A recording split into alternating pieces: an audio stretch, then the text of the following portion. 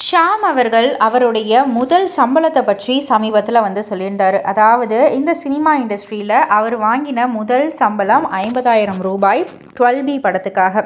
ஆக்சுவலாக அவர் சொல்லியிருந்தார், 12B படத்தில் நான் முதல் சம்பளம் வாங்கினேன், அதுக்கு எனக்கு 50,000 ரூபாய் கொடுத்தாங்க, அதுக்கு பதில் ஒரு 5 லட்சம் கொடு அப்படின்னாலும் நான் கொடுத்து அதில் நடிச்சிருப்பேன். ஏன்னா நம்மளை ஒருத்தர் ஹீரோவாக்கி 50,000 பணமும் தரேன்னு சொன்னால் அங்கே பணத்தை பற்றியா யோசிக்க முடியும். அதுக்கு முன்னாடி ஒரு மாடலாக நான் வாங்கின முதல் சம்பளம் 750 ரூபாய்.